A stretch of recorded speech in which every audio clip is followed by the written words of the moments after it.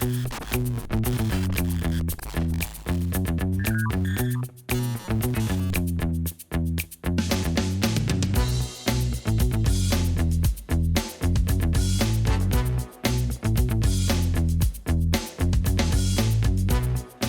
and welcome to Unhacked. I am Brian Graff, Senior Vice President of Business Development here at Abacode. We are here every week to provide you with the biggest hacking stories in cybersecurity and give you tips to help prevent those hacks from happening to you. So this week's Unhacked is about the Colonial pipeline attack.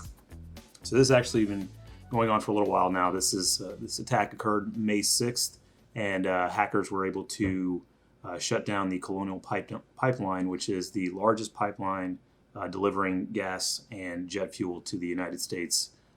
It delivers about 45% of all gas to the United States, and it was shut down on May 6th, along with hackers stealing data from Colonial pipeline, holding it ransom, and requesting a ransom to unlock the systems. Pipeline was shut down for several days, and thousands of gas stations were left without gas for that time. It's estimated that they lost $5 to $7 million in revenue during that time, and $5 million in Bitcoin was eventually paid in ransom to get their systems back online. So the total damage of just that hack over those few weeks was $12 million, and that's just loss of revenue and operations and paying the ransom alone. That doesn't count the remediation, loss of reputation. This was one of the largest attacks in the history of the United States, and really shined a lot of light on the vulnerability of our infrastructure, our pipelines, our utility systems. The CEO confirmed that $5 million in Bitcoin was paid for ransom in order for the pipeline to get back online. The systems that were attacked were OT systems, which are a little bit different than the IT systems we normally talk about. We're going to go farther into that. So how did the attack happen? Well, a ransomware gang named DarkSide, who's based in Russia, infected the Colonial system with malware and were able to shut down their OT networks. Along with direct attacks, DarkSide also uses ransomware as a service, meaning they distribute their ransomware to other ransomware gangs and collect a percentage of the earnings from those attacks.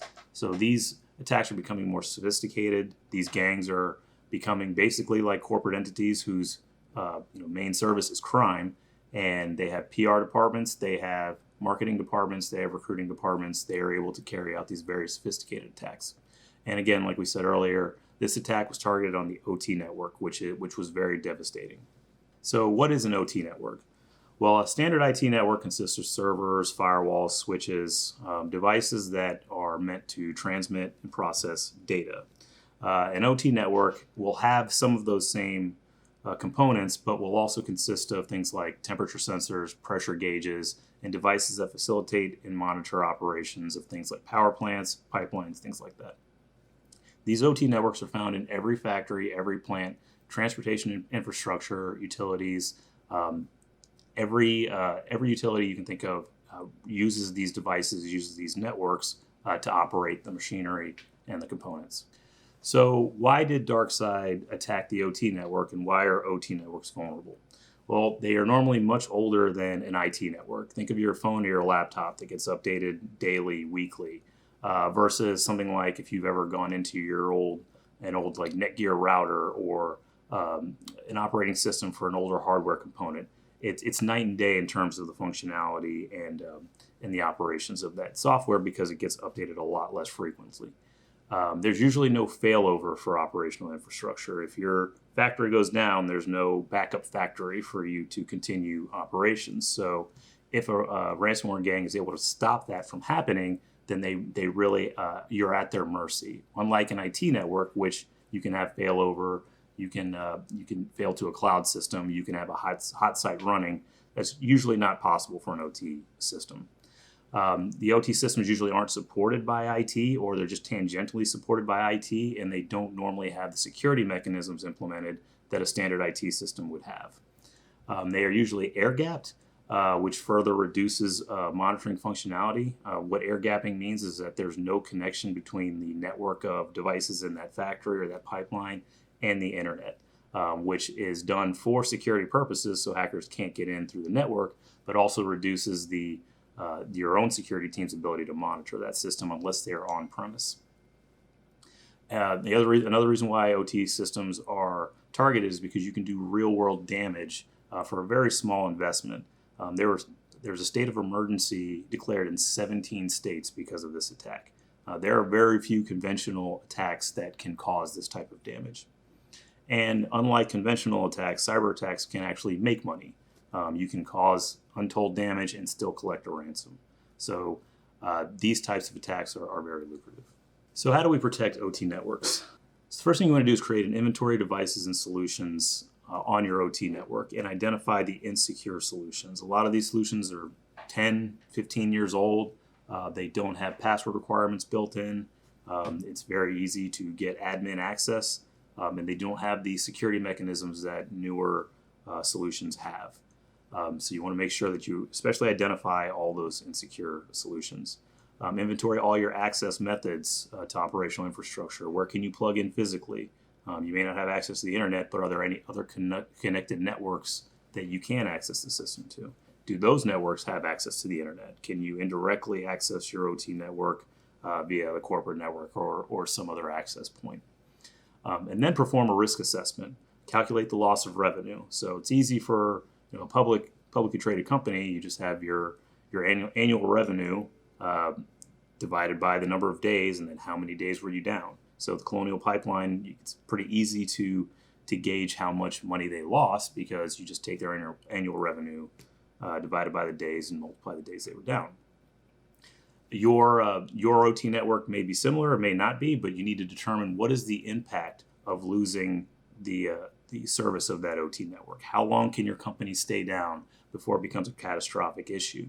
Then you have your baseline of which to build your security program off of. I have, let's say, 4 hours before my company completely goes under if my factory goes down, or maybe I have 2 days before my company goes under, and I will lose $1 million if I am down for that long a period of time, or I will lose $500,000 based on loss of revenue, the amount I might have to pay to a ransomware gang, the loss of reputation, the loss of future contracts.